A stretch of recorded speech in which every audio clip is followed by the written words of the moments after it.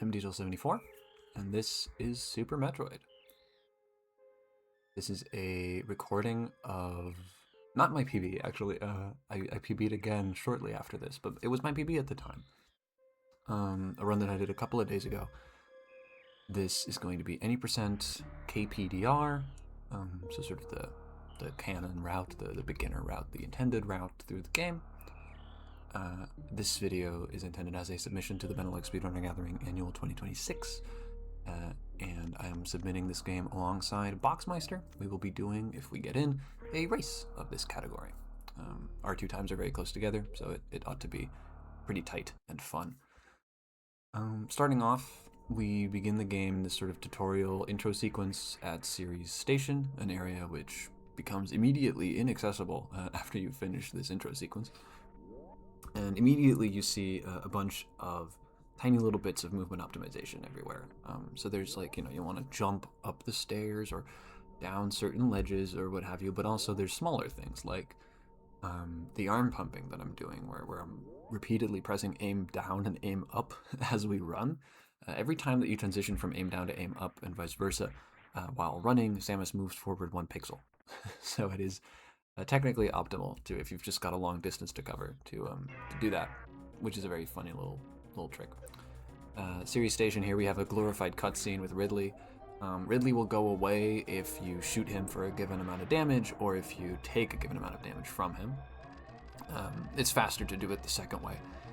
You can't actually really kill him, not with the equipment that we have here. If you hacked in better weaponry, then you could, but we're not doing that. So we just wait to get hit by him and then leave. It starts this whole escape sequence where the station is about to blow up and there's steam everywhere and you sort of get knocked around by it. If you get good RNG and if you also know what you're doing a little better than I do, it's possible to get out of here very, very quickly and to reach the elevator with, 47 seconds still on the clock or something. I usually go for 43 or so. This was fine. Nothing special. Just totally reasonable. And that gets us into the game proper. We have this big long cutscene, Ceres Station blows up, and we fly off to planet Zebes, or Zebes, or Zebes, or... I have no idea how to pronounce this. I don't think anybody really does. But that's, the game proper. This is the same planet that Metroid 1 takes place on, and in fact there are many rooms in the game that are sort of references to rooms from the original Metroid 1. Which is really cute. We're gonna see a bunch of that in the early parts of the game, especially. But yeah, Super Metroid is, in case you somehow don't know, a Metroidvania. It's in fact one of the originators of the name. This really cemented sort of the standard gameplay formula of what that genre should look like. It's really one of the seminal texts, if you will, for that genre. It's also one of my favorite games of all time, and it was my first speed game. I started running this when I was 14, and then took an extended break after getting sub-hour, and have now been back for slightly less than 2 weeks, and have already gotten a PB again, by the way. So that's pretty cool. You're looking at it. This is my first PB since coming back, so I'm very happy about that. But yeah, this game is near and dear to my heart. It's genuinely one of the best games I've ever played. I love it to bits, and just because, your first speed game is something else, right? It's got a special little thing to it, I think, for most people, and certainly for me. This game is just, it's built different, honestly. It's fantastic. It's incredibly optimized. The people who are genuinely very good at this game, right? They do all sorts of crazy tech like that just constantly. And I'm going to do a lot of crazy tech as well. I mean, this game, being as optimized as it is, also means that it's pretty easy to learn a lot about it, because we have a lot of resources and a lot of people who spent a lot of time developing this game, as it were. And not developing the game, right? But developing the gameplay. And so there's a lot. Like, there's the arm pumping that I mentioned before, but there's also when you jump, you can either jump just like straight up and Samus will sort of just awkwardly hop, or if you jump while moving, she'll start spinning, do this like salto, and that allows for a bunch of stuff. It allows you to do wall jumps and like other gameplay mechanics that have to do with it. But also, you can break out of the spinning animation by doing a variety of actions like shooting or aiming in a certain direction or this kind of stuff. And so by doing that, we can immediately re-extend Samus's hitbox to be the size that it normally is when you're not spinning, because she kind of scrunches together a little bit. And so by doing that at the correct time, we can get Samus to land quickly on platforms because her hitbox sort of extends downwards, right? Like she stretches her legs back out, basically. And so you can do what we call ledge grabs, where you press one of the aiming buttons right when you clear a ledge, and then she'll just kind of zoop onto the ledge, which is very useful. I'm going to be doing that absolutely everywhere. That's a very important one there. In case you, again, somehow don't know, I mean, it's Metroid. Most people will be pretty familiar with it. Earlier, we got the Morph Ball item, which allows us to turn into this little ball and get into little crevices. And also the missiles, which are just an alternative weapon that allows us to open missile doors. And now we've gotten the Morph Ball bombs. So now we also have a weapon while in Morph Ball form. We won't actually be using it to fight at all. It's not very good at that. But we will need it to blow up bomb blocks, which we're just going to need to do throughout the game in order to actually beat the game. So that's pretty important. Bomb Torizo here is pretty much obligatory. It's possible to skip him, but it is mostly TAS only. It's a whole thing. But yeah, we're not going to be skipping Bomb Torizo. Nobody really does. So don't worry about that. Luckily, he dies pretty quickly. There's a little position set up where you get to manipulate what attack pattern he actually does, and then you can easily grab some missiles off of those projectiles that he shoots and just kill him pretty quickly. That's nice. So once again, I'm trying to do these ledge grabs here to get through here a little quickly. And then we do a series of slick wall jumps where you morph at the end to get through that tunnel backwards. We call that Alcatraz escape. It just saves a little bit of time over going out to the right and then doubling back, because we're actually trying to go to the left to go over to this long hallway here. We just got an energy tank. That's good. That's just a permanent health upgrade. We're going to be getting a good couple of those this run, 5 of them in total. The 5th one doesn't super matter, but mostly the first 4 are pretty important because dying is slow, and dying is especially slow in Super Metroid because you can only save at, save stations, and this game was pretty stingy with those. So it's dying anywhere, even if I do like marathon safety strats, is like minutes at a time. It's pretty bad. Anyway, we're coming up on the second major area of the game. We were just in Criteria, and now we're going into Brinstar, specifically the green area of Brinstar. There's several different sort of subsections. And we're going to do our first major sequence break. This is the Mock Ball Reserve. We're not actually going to go get the reserve tank that's to the right of us right now. We don't need that. But instead, we're coming up here for this super missile pickup. Normally, you unlock super missiles by defeating the boss Spore Spawn, who gives them as a reward. But what he gives isn't like an item that allows you to use super missiles. It's just a super missile tank. And as long as you have any amount of super missile tanks, you're allowed to use them. So we just pick up some other tank out of order, and, well, there we go. The trick that we used to do that was called a mock ball, as the name implies, and I also did one just here in this room, and we're going to be doing a lot more of them over the course of the run. It's just really important speed tech, where by continuing to hold jump, you can morph as you hit the ground to avoid getting that little bounce that the morph ball has when it hits the ground. You can sort of morph smoothly onto the ground as you fall, and you can conserve the running momentum that you had going into the jump that way. And so by doing that, we can just barely clear, for example, under those descending gates that we're barring off the Mock Ball Reserve, but we're also just going to be doing it just for speed in many places. Coming up in this next room, which is called Green Hill Zone, we're going to be using the Mock Ball technique to just like get just by a couple of enemies in a way that we wouldn't otherwise be able to do. Had a little bit of trouble there getting out of the charge beam area, but so it goes. Let's see if I get this Mock Ball. Nope, not even close. I didn't even get the jump, but there's a little backup. Whoop! Oh, dang it. Would have been nice. Just for reference, I recorded this run 3 or 4 days ago, so I mostly remember what happened, but, not completely. So we're kind of winging it a little bit. Anyway, earlier we picked up the charge beam. It does what it says. It allows you to charge your beam. It makes it stronger, but it's also slow. So we're not going to be using it just to like fight any old enemy most of the time.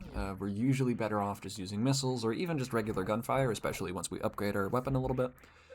But it's nice to have it, obviously. It will come in handy against bosses who are immune to regular gunfire. The charge beam is going to be pretty helpful there. Then I'm going to pick up our first beam upgrade, actually, that's just up here.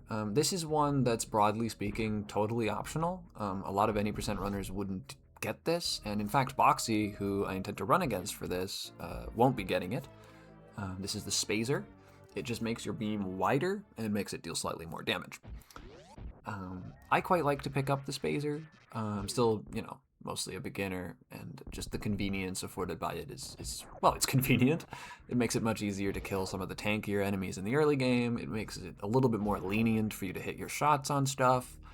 And just broadly, I'm quite a fan. I'm going to be taking sort of the most beginner-friendly route through the game. We're going to pick up the Spazer, we're going to pick up the Ice Beam as soon as possible, a couple other things. Extra health upgrades, this sort of stuff. But yeah, with the Spazer in tow, I blew up a super missile block that was hiding Kraid's hideout here. And so we're just going to make our way through that. Strictly speaking, we're doing this out of order because you're sort of intended to have the high jump boots, but you can just do a really good jump off that ledge on the way in order to also make it up here. You don't really need it. And then we're going to be fighting our first of the 4 major bosses, the Golden 4, which is going to be Kraid. Oh, he's dead. All right. Well, see ya, Kraid. Well, that was easy. I sure hope that a bigger, scarier, and less fake-looking version of him doesn't suddenly come rising out of the ground in this next room. That'd be... ugh, I would just hate that. What are all these spikes doing here? Oh, no. Oh, God. Oh, come on, man. Really? Anyway, bit aside, let's kill Kraid. Yeah, the real boss isn't much worse than the fake one. That was Kraid quick kill. Normally, you would hit him for a certain amount of damage, and he would sort of enrage and break the ceiling, and the arena would get bigger, and you'd have to climb up to go get him. But if you time your shots just right, you can actually lock his mouth into an open position for maybe a half a second or so, and then just hit him with a bunch of super missiles, and he'll just die right in the first phase, and you never need to worry about any of that stuff. So that's very fast. Shoutouts Kraid for dying. The other bosses will not be nearly as kind to us over the course of this run. Defeating Kraid gives us the Varia suit, which halves damage done to us, and also protects us against environmental heat damage, which is going to be very important because our next stop is the volcanic region, Norfair, where in most rooms the air is hot and you take continuous damage if you don't have the Varia suit. There are many routes of this game and many categories where you actually would do what we call hell runs, where you would go into there without the Varia suit to achieve XYZ goal. There's even entire categories where that's the whole gimmick. It's just like you don't get the Varia suit until really, really late, just like for the fun of it, basically. Things like reverse boss order or low percent. But we, being babies, but also in trying to go very fast, do want to pick up the Varia suit because it just makes this whole business much easier, and it's going to allow us to spend longer in this area than we would if we didn't have it, meaning we can get more items and things and set up better for later on. So these parts of Norfair are all cold. You can tell when you're in Norfair by the background. So the background here is static. It's standing still, and it's kind of blue and grayish. So this is a cold room. This is fine. But if it's like orange and glowy and dynamic, then you'll know it's a heat room. Now again, because we have the Varia suit, there's no difference, but that's how you know. This here is the high jump boots. We were sort of supposed to get this before going to Kraid, but we didn't. So this just allows you to jump higher. It does what it sounds like. It's quite nice to have, actually. It's an item that you don't, strictly speaking, need. The only time that we're really further going to need it, even according to sort of like the vanilla route through the game, is coming up much later. But it's just nice and fast to have it early. It makes climbing through rooms like this one that are just really vertical much easier. It also does allow us to climb up here, which is kind of a big deal. Otherwise, we would have to do a bomb jump to get up there, which would just take absolutely forever. Bomb jumping is a technique that we won't really be doing this run, but it just means that given that I have the morph ball and the bombs, I can gain infinite height. It just takes a while. But given how slow it is, we're not actually going to do it anywhere. In fact, we're going to do a relatively difficult trick later on to specifically avoid having to do a bomb jump. But again, that'll be for later. First here, we're just going to use the high jump boots to get all the way up on this wall, which is going to allow us over into here. This is where the speed booster is located, and this is probably the most important progressive upgrade we're going to be getting. It allows us access to important things, but also it allows us to do lots of sequence breaks, because this is a very, very powerful item. If you've played any Metroid game, you'll know that the speed booster is strong. It's just super important. It's always like the main thing you're looking for in every randomizer, and certainly in Super Metroid that's true. In fact, that's really where it begins. The speed booster in this game doesn't just allow you to go really fast and destroy speed booster blocks that way. It allows you to do what's called a shine spark, where once you're going at blue speed, where Samus gets all these like speed echoes and everything, you can press down to store up energy, and then you have a short little window where you can expend that energy and go rocketing off either horizontally, directly up, or diagonally up. In later games, you can also shine spark downwards, shine spark as a morph ball, and do a bunch of other stuff. But in this game, those are your options. And that's going to just be everything. With sort of the way that this route works is we get the speed booster ASAP, and then we use that to get through everywhere else, pretty much. We're going to be using it to skip the grappling beam. We're going to be using it to skip the grappling beam again. And then we're also just going to use it to go very fast everywhere, obviously, because Samus running faster is actually good for a speedrun. You wouldn't think so, but yeah. We're gonna see a lot of the speed booster as we go. But here we're picking up the wave beam. This is our next beam upgrade. This makes it so that our beam goes straight through walls. It does not care. And again, just makes us deal more damage. It also makes the projectile sort of wave around in this weird pattern, which can sometimes make it slightly harder or slightly easier to hit certain things, depending on the context. That's a little bit funny there.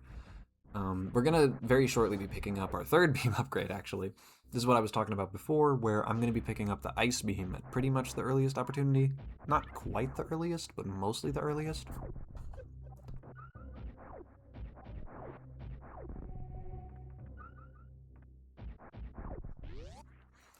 And the ice beam is going to allow us to climb up Red Tower more easily. It's a room that we'll see in a bit.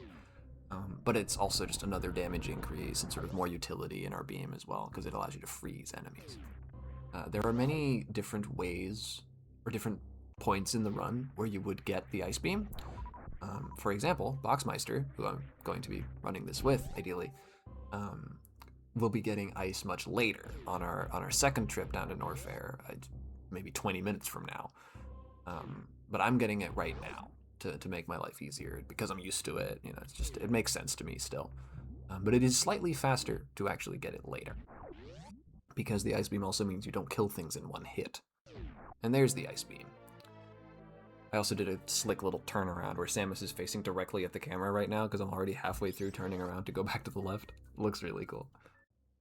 I'm a big fan of the visuals in this game. Are just honestly a gold standard.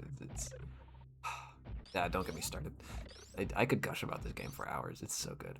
Here's what I was talking about. We're going to use the speed booster to do another mock ball.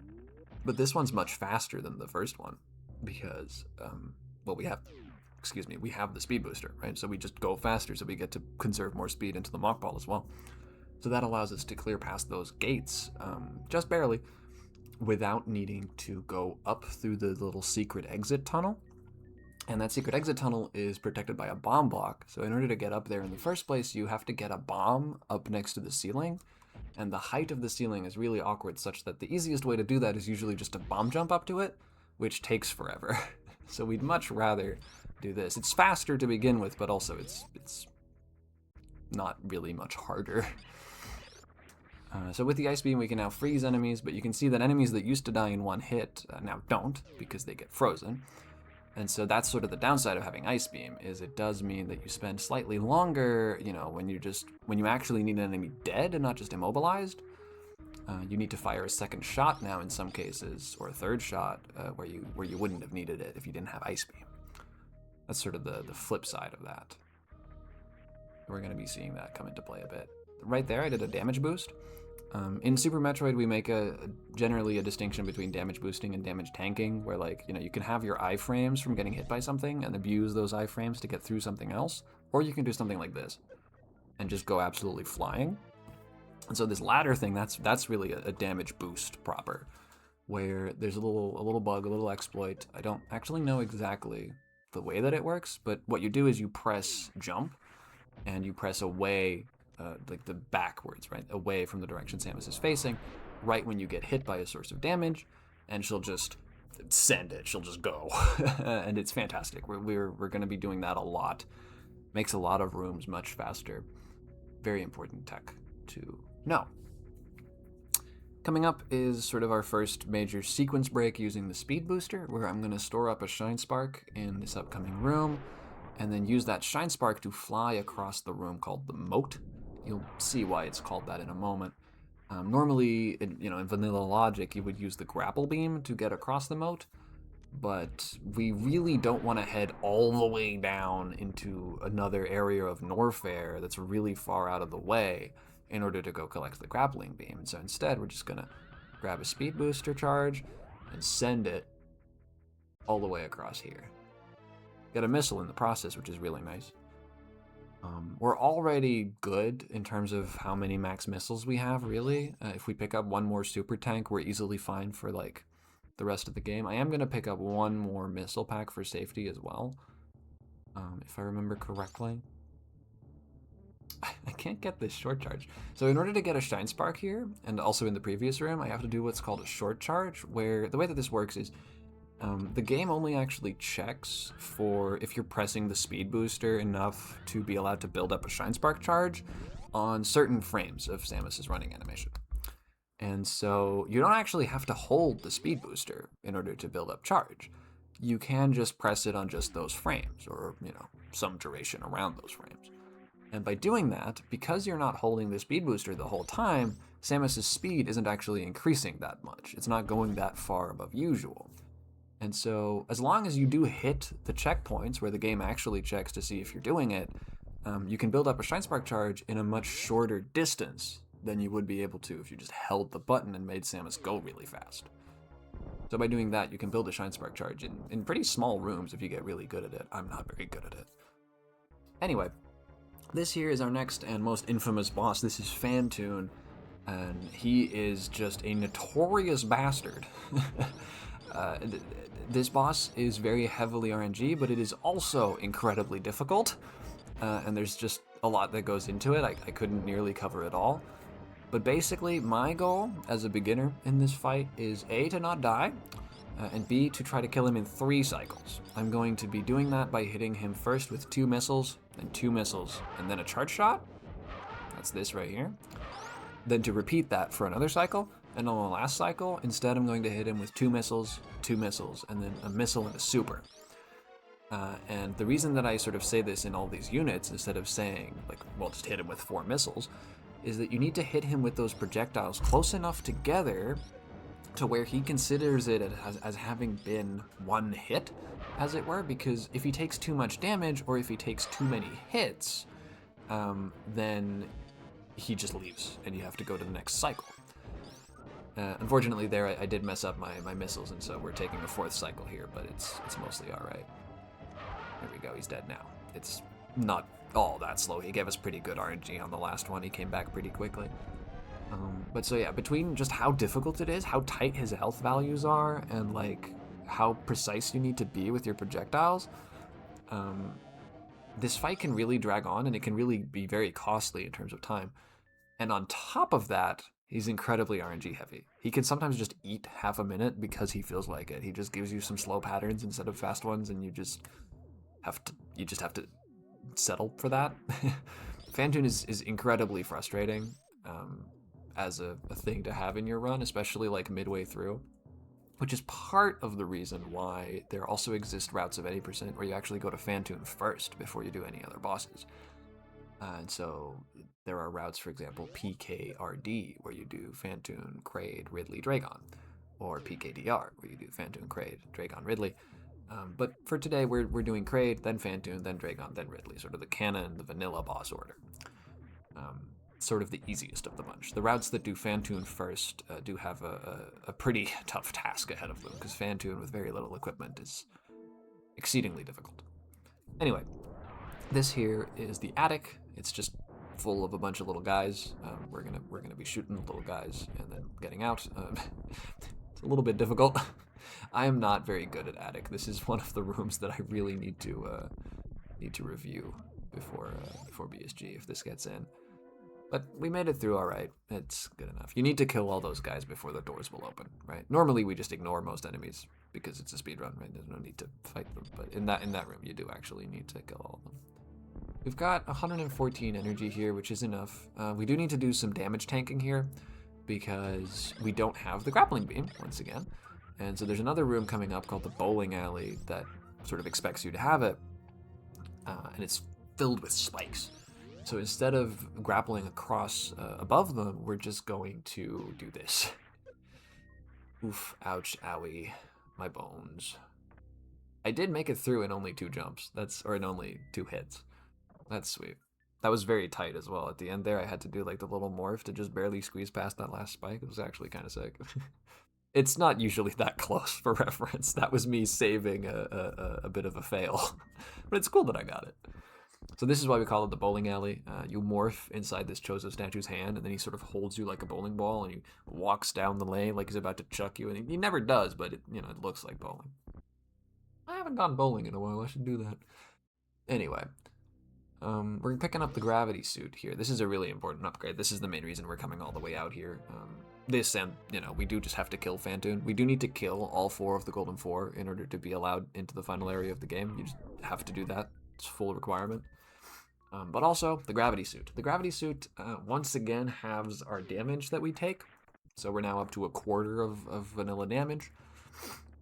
And also, it allows us to move normally in water, which is exceptionally important because the next region we're going to is called Meridia, and it is, as the name implies, a marine area where everything is underwater. Pretty much everything. There's been a lot of different sort of categories and also randomizers and things where you do actually go into Meridia without the gravity suit, and there's a lot of cool techniques. We can get through the entirety of Meridia without the gravity suit and collect all the items without the gravity suit, and it's really cool. But a lot of it is also incredibly difficult.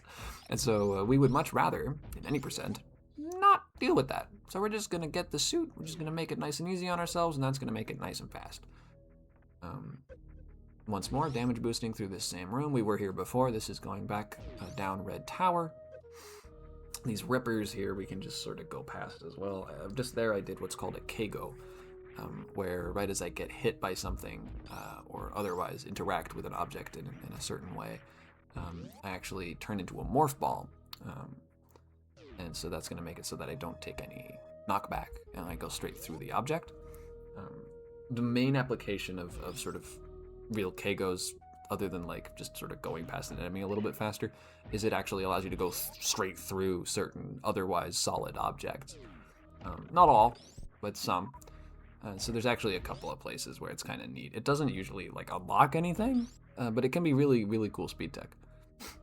More often than not, though, you do it on accident and then fall down when you didn't mean to. But we haven't seen that yet this run, and we're unlikely to see it from here, so that's good. Anyway, we blow up that tube with a power bomb. That's going to allow us access into the brunt of Meridia. Let me see if I can get this jump. Nope, that's way too early. Absolutely not happening. And we're just gonna climb on up here, freeze this fish, and then jump off the fish. I said jump off the fish, thank you. And build up another Shine Spark using a short charge, same as before. And then alley-oop, diagonally upward.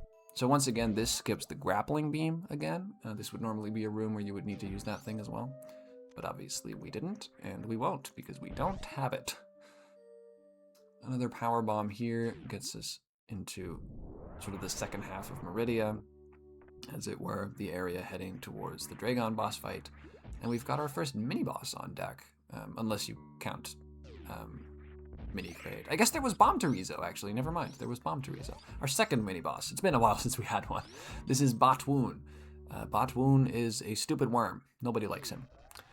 He's like Phantoon in that he has a lot of random patterns, and you kind of just have to get pretty good at hitting him. He's got much less health than Phantoon does, or at least we do so much more damage now that it feels like he does. But he's also just a total jerk. He pops out of his little holes, and it's random, and then he circles around in weird patterns, and it can be incredibly difficult to actually catch him. Especially because he gets faster as you go. The more damage he takes, the faster he gets. And so this fight is just an absolute menace. But it went pretty well here. We'll take that. Well, at least for my standards. We'll take that. Like I said sort of earlier, I am still very much a beginner at this game. Even if I've been running it for just absolute years, I've never ran it, super intensely or at a high level, right? It's always been pretty casual. So I'm still a beginner. I don't know how to deal with bot wound very well, for example, right? There's little things that I'm just like not good at yet. Right here, I'm gonna go for a trick called Halfy, where I'm gonna build a Shine Spark charge right here and then climb up. And if I climb up well enough, I can actually Shine Spark horizontally across the first half of this room. I didn't get the ledge grab at the end to actually land on that platform, but it's still fast to do it like this, even without that. That's sick. I very rarely hit Halfy, if ever. That trick is incredibly tight. It sort of looked a little innocuous, but you only have just barely enough time to actually activate that Shine Spark by climbing up like that. It is possible, if you do it so perfectly, it is possible that you actually go into that next room and then jump up past the initial little ledge and then Shine Spark across the entire room, not just half of it. We call that full Halfy, and I couldn't even begin to imagine. You have to get so good before that's even possible. Anyway, this is our next major boss, Dragon. We're gonna damage her in an unorthodox way by ramming face first into her. So Dragon takes quite a lot of damage from Shine Sparks, especially if you hit her in the right positions. If you hit the right parts of her body, she's actually going to take damage from the Shine Spark repeatedly, and Shine Sparks deal quite a lot of damage. So that's very useful. Yeah, like right about right there. Sort of in the forehead, in the eye, that's where you want to be. Earlier, I think I hit her basically in the belly, which does practically no damage. So anytime that we don't have time or space to build up a Shine Spark, we're just going to hit her with the usual sort of charge shots and missiles stuff. But really, we want to be hitting her with these. This fight's not going great so far, but it is what it is. It is also a difficult fight, so it goes. Dragon just kind of swoops back and forth. She basically only has 2 attacks. She can send out these spores, or she can just swoop at you directly. And if she sends out the spores, she'll try to grab you and then hit you with her tail. So you gotta be careful not to get hit by that, because that wastes a lot of time. It doesn't actually do a lot of damage, but it wastes a lot of time. And then the swoops, obviously, you just want to try not to get hit by the flying shrimp of death. I mean, it's not very complicated. Defeating Dragon gives us the space jump. Space jump is jank as hell.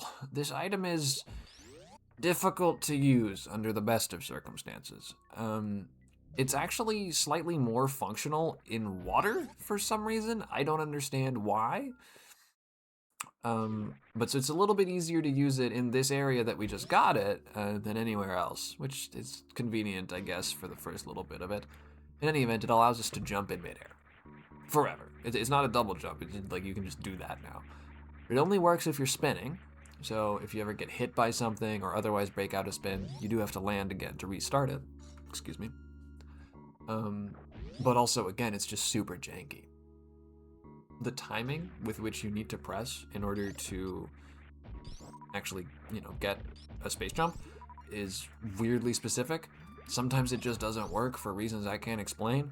This item is kind of black magic a lot of the time. It's incredibly annoying. Having said that, it is also obviously incredibly powerful, right? You can fly now. That's a big deal. And we're going to be using that to make our way to the last sort of major region of the game, other than the actual last region, which is kind of a joke, which is Lower Norfair. It's technically Norfair, but it's really mostly a separate area. Upper and lower are kind of pretty well separated.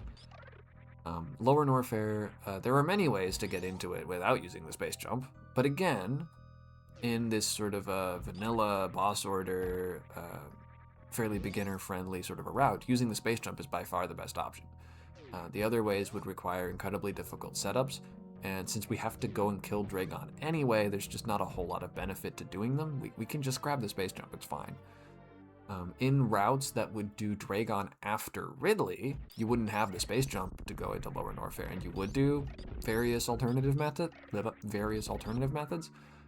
But we don't have to do that because we've already pre-planned to do Dragon before. The advantage that we have, the advantage that we have because of that, is that we're going to have space jump for Lower Norfair as well. Not just getting into it, right? But just for having it there. And that's very useful because Lower Norfair is very much built in a way that expects you to have it. And so it's much harder to navigate that area, and you have to do a bunch of difficult shit if you don't have the space jump. We're going to be able to make our way through Lower Norfair itself a little quicker than if we didn't have it.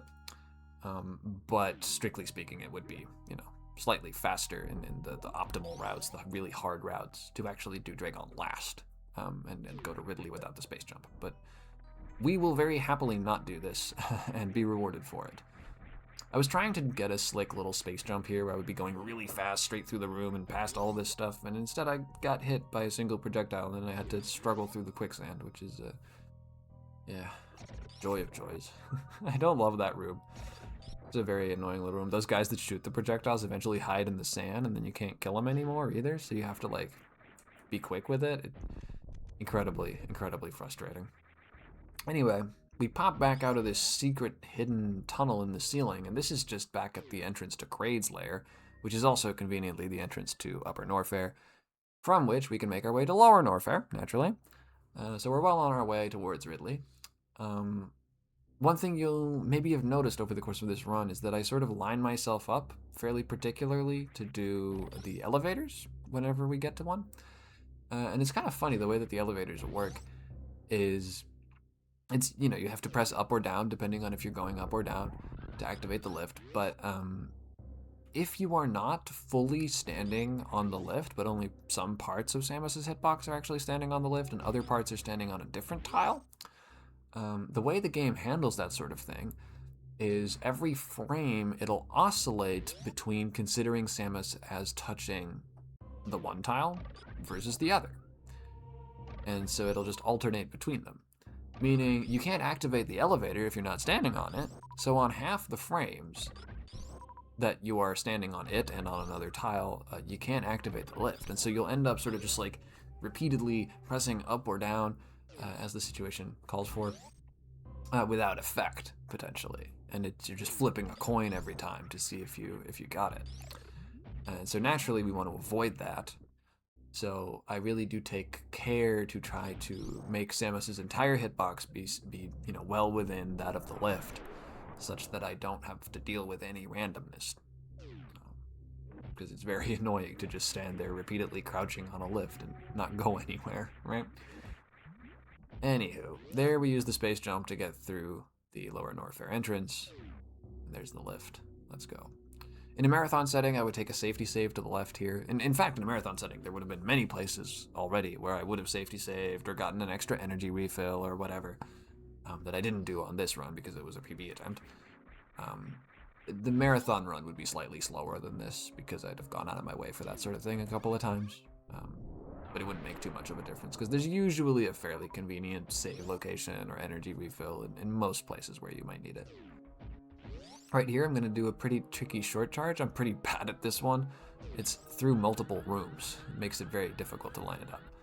There we go. We get a Shine Spark. We go straight through here. That's much faster than doing it with power bombs. Also, I need my power bombs. This is the worst room in the game. That's not just me saying that. That's the name of the room. The community over the years has given every name in the game. Has given every room in the game a name.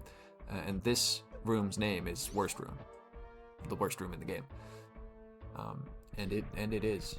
I'm glad we got through there so quickly. I don't even want to dwell on it. Just suffice to say that room can get really out of hand, but we're okay on it this time. So once again, we use the space jump here to just make things a little easier and faster. If we didn't have it here, we'd have to navigate through this whole little platforming section while there's lava rising to meet us. It's very annoying. We don't have to do that. Right here, I'm going to use the plasma beam to sort of go straight through these key hunters. The reason for that is the plasma beam that we picked up earlier, it can go straight through enemies, right? And it does a whole lot of damage.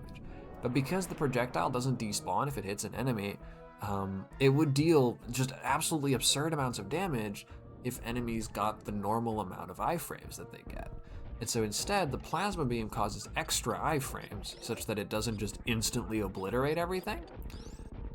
But so because the iframes of something getting hit by the plasma beam last so long, we can actually abuse that to just then walk straight through that enemy, because while they're in their iframes, their hitbox is inactive. And those key hunters that I did that with earlier are so tough that taking the time to kill them would be pretty costly, but instead we can just walk straight through them by using that technique. So that's fairly useful. It sees a lot more use in something like Hundo, where you would spend more time with the plasma beam. And any percent, that room and one other room coming up with the exact same sort of enemies are kind of the only place where we're going to be doing that. But it's obviously still very useful, and it does make navigating those rooms much easier, so perfectly happy with that. The real reason we picked up the plasma beam, though, is just for the damage increase. It just makes it so much easier to fight Ridley and Dragon, that it's honestly Ridley and Motherbrain. It's honestly part of the reason why you would do Dragon first compared to Ridley, just because it makes this boss fight and the last so much easier. Ridley here would take 20 plasma beam charge shots to kill. That math gets a little bit different if you also hit him with super missiles. Super missiles deal a whole lot of damage to Ridley. He has a particular weakness for them. So I am going to use my supers here, even though I do also want more supers later. It does speed up the Ridley fight so much, and they're relatively easy to farm on our way back up through Norfair and Brinstar, that it should be fine. Apparently Ridley's not quite dead just yet.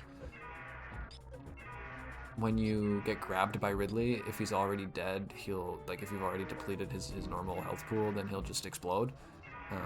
But only if you let him grab you. If he doesn't grab you, he'll just keep going until a secondary health pool that's a little bigger runs out, at which point he'll forcibly explode, as it were. So you have to keep track of how much damage you've dealt to Ridley. He doesn't just die, right? He's already dead for a little while. You just have to let him grab you. So you do have to keep track manually, unlike with the other bosses. I'm just going to pick up the energy tank after Ridley, just for safety. Again, I don't really need the 5th E-tank like total. What I do want is the energy refill that it gives me right now. That just makes it much easier to make my way out of Lower Norfair without fear of dying. It also does mean that I hopefully won't need to save at the ship before getting to Torian, but honestly, I probably wouldn't need to do that regardless. If I had already managed to make it out of Lower Norfair, I'm sure I could make it to Torian without problems, through Torian without problems. But, that's for later. For now, we have to escape. So we're just trying to get all the way out of Lower Norfair, and then actually all the way out of the underground, and back up to the surface, where our ship is. Again, ideally I won't have to save at the ship, but that is still where we're trying to go, because we want to go back all the way to the start of the game, where there's a door that I never opened, which is where the Golden 4 statue is, which is supposed to be this like really foreshadowing moment. But obviously we're not gonna look at this sort of stuff as speedrunners. And having killed all 4 of the Golden 4, that statue will now reveal the secret passageway below, leading to the final area of the game, Torian, where we're going to fight the final boss. So that's what we're doing right now. Just making our way up, getting back all the way to the... Whoa, nice damage boost off that rock. Great example of an unintentional damage boost. Damage boosts are so easy in this game, like the whole sending yourself flying off of stuff. It's so easy that frequently you just do it entirely on accident and you just go backwards from where you were trying to go. Obviously not great. So yeah, we're just making our way through this room. This is that other part where I'm going to use Plasma Beam to actually get through some enemies again. Same as before, same kinds of enemies as well. They're still very tough. They also still do a lot of damage. So this is a much better way of dealing with them than anything else. And then this is this little secret tunnel that's going to bring us back to Upper Norfair, to the area where we collected the Wave Beam earlier. The Speed Booster. This is the Bubble Mountain area. I think you can see why they call it that. And so we're gonna head on down now, back to Frog Speedway, which we already passed through on our first time exiting Norfair again after collecting the wave beam. We went through this tunnel then too, but this time we have the ice beam. We've also been back here the other direction as well on our way back down, but lower. Let's not forget. Frog Speedway, very important room. Very nice. Anywho, I'm just going to farm some of these Novas to see if they might drop any super missiles, because they have a relatively high chance to do so. And just a couple of more super missiles would go pretty hard right now. Would be very helpful on our way through the last parts of the game. We're going to then climb up through Meridia, actually. As it turns out, is the fastest way to get up from here. So I'm going to go into the tube, the broken tube, and then just jump up and go back through a little bit of Meridia that we've already been through, just a room or two, in order to go through this other little secret tunnel, the game is full of those, that goes back to Red Tower, which we've also already been through a couple of times. That's going to be the fastest way for us to get back to the surface. I also missed the funky jump the second time. Kind of a shame there. Oh well. So yeah, space jump is functioning pretty well while we're inside Meridia, but it's going to go right back to being jank as soon as I exit the water here. And I'm usually going to try not to even really rely on the space jump. Like, for a lot of rooms, I just have strats that still don't use it, that still use, like, wall jumps and whatever, just because they're more consistent. And it's easier to tell, like, what's going wrong if you do something wrong. The space jump can be really, like, enigmatic. It's incredibly annoying. Yeah. We're coming up on the end of the game. It's a little bit short and sweet, any percent, I'd say. This game in general, I mean, it's not all that long of a game, right? Just period. But certainly any percent, obviously. We're trying our best to make it not a very long game. So yeah, I've got just enough ammunition here to probably not need to take a refill at the ship, which is nice. Use the speed booster to get through those bomb blocks instead of bombs. It's much faster that way. Did have to rely on the space jump in order to make that possible, though. But luckily, that room is usually fairly consistent to get it, like, with the timing that I know. So we can usually do that just fine. So yeah, we've been through this room before. I'm going to pick up that extra super missile, and then immediately use it to open this red door, which I could have opened with regular missiles, but it's technically faster not to.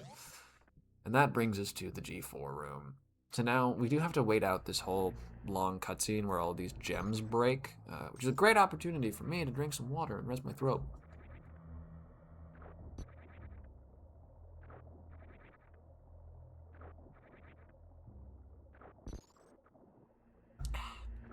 Stay hydrated.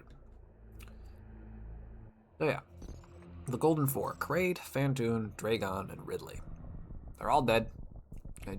Don't look at the games that come after this one. That they're all dead. They're all gonna stay dead. It's fine. It's fine. So the Golden Four statue sinks into the ground and breaks apart these rocks, and then we get to head on down into the secret hideout of the space pirate leader, Mother Brain, Torian.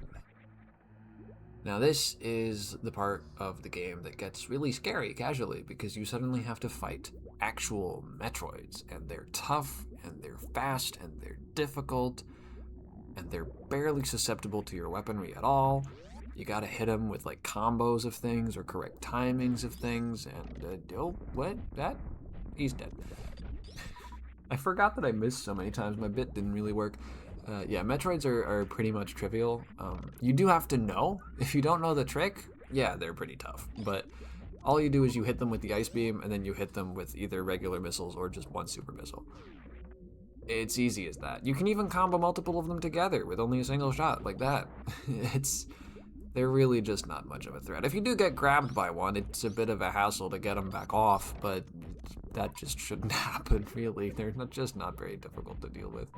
I am running really low on super missiles, so I am going to use some reds to kill some of these instead.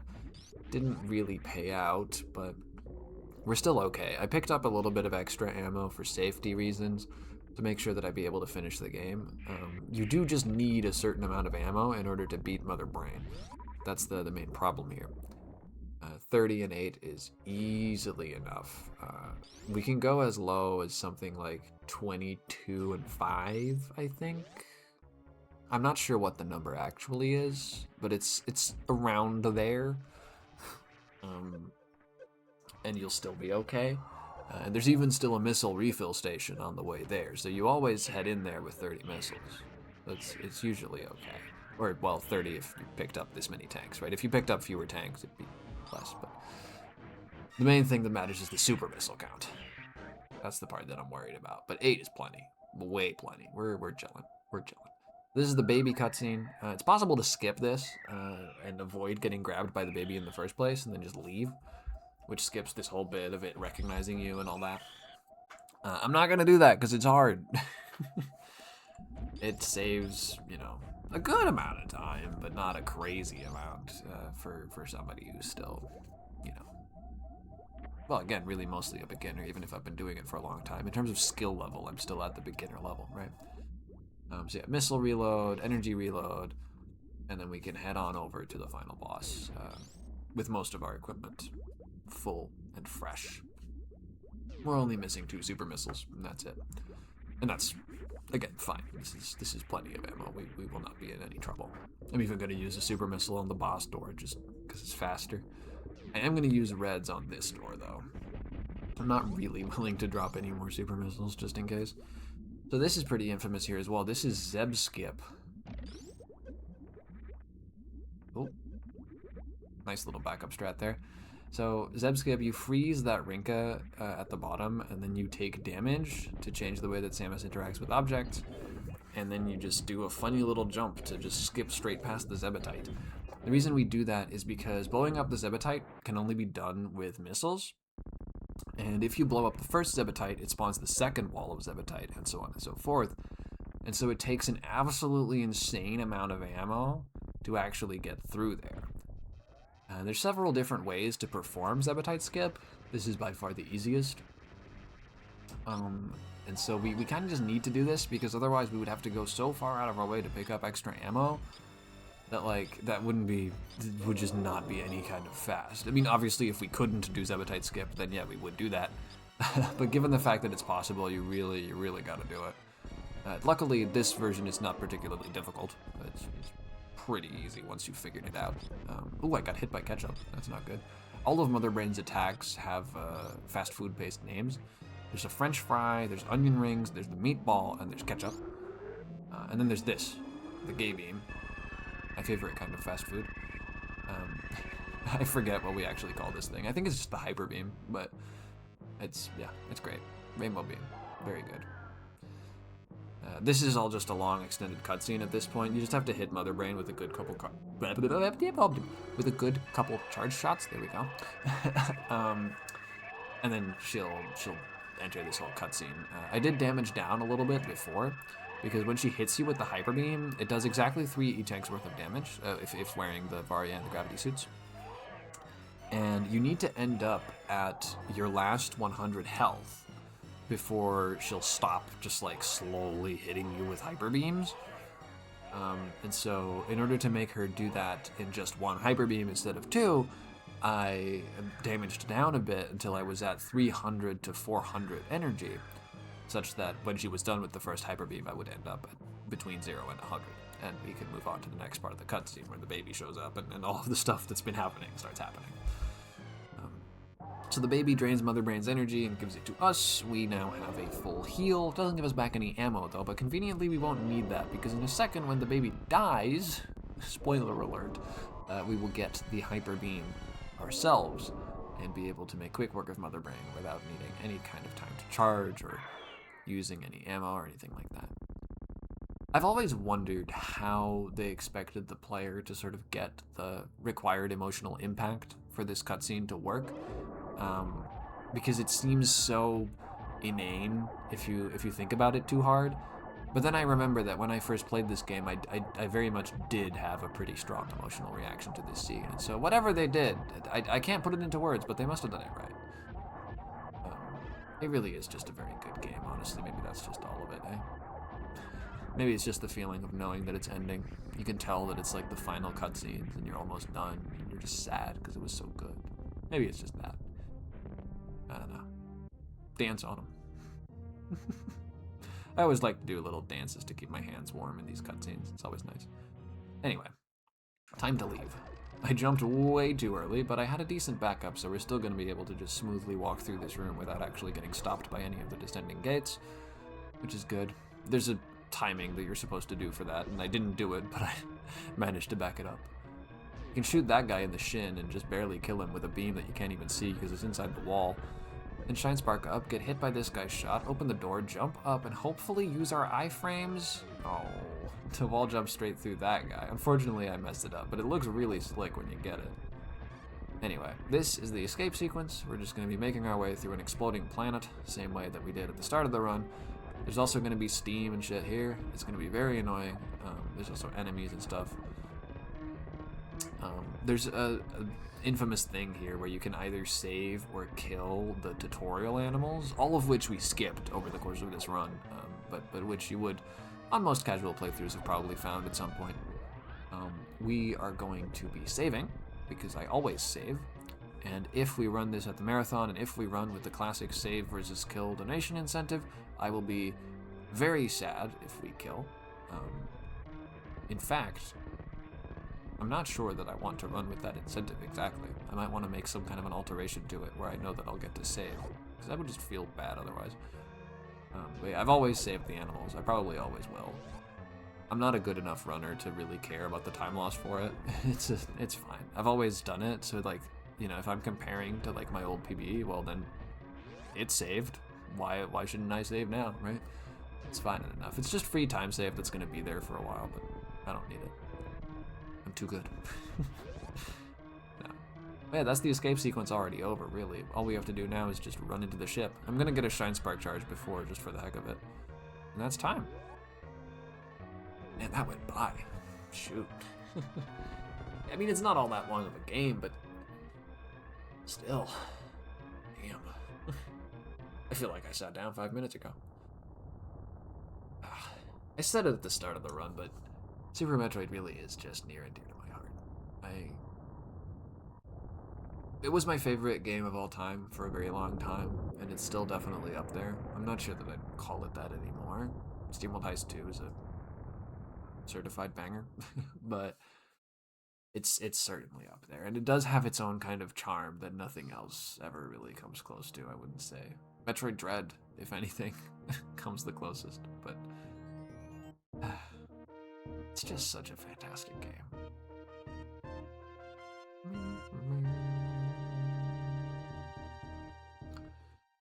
So yeah, like I said, I'm going to be submitting this alongside Boxmeister, who is right around the same sort of a time that I have. At this point, I have a 55:30. This one's actually not quite my PB anymore. I did get a sneaky little one earlier today, actually, as of recording this. But Boxy, I think, has a 56:20. So we're about 40 seconds between each other. 40 seconds. There's 40 seconds between us, give or take. Boxy's been playing for a lot longer than I have, and a lot more consistently than I have. He's done a lot of like multi-world randomizer and like different categories of the game and this sort of stuff, whereas I've been sort of a one-trick for the most part. And I took an extended break for a good couple of years just before this. So I'm hoping that sort of between our two relative skill sets, where like I appear to have maybe slightly better movement, but he's on a faster route and he knows more about the game and he'll know how to back things up better, and he's got way better boss fights than I do. Holy moly! I'm hoping that that it'll be an interesting close race where like, you know, little things will matter and sort of swing it back and forth, and it'll be pretty cool. Should be good, I think, with the two of us as close together as we are. Should be a pretty good one. That's the plan. I was originally going to ask Eden 8 to also come in, and so we could do a three-way race, but unfortunately they can't make it to upcoming BSG Annual, so we won't be submitting with them this time around. But, you know, who knows? If we get to do this at a later event, or if we get to do it again at a later event, or whatever, then maybe we'll get Eden involved as well. That'd be fun. Yeah. Super Metroid, man, I just can't get over it. It's just really nice to have PB'd again as well after coming back, just to get just a little one, two little ones, just two little PBs. one by 13 seconds and then one by 6 seconds. And just like yeah, I still got it. You know, I can still do it. I can still play. That's good. It's I just love this game to bits. I just love this game. I think that should probably just about be all for me for today. The credits are already over. I definitely shouldn't keep yapping too much longer. So I'm just gonna let the game's actual send you off. Oh my goodness, Metroid's been a girl this whole time? What?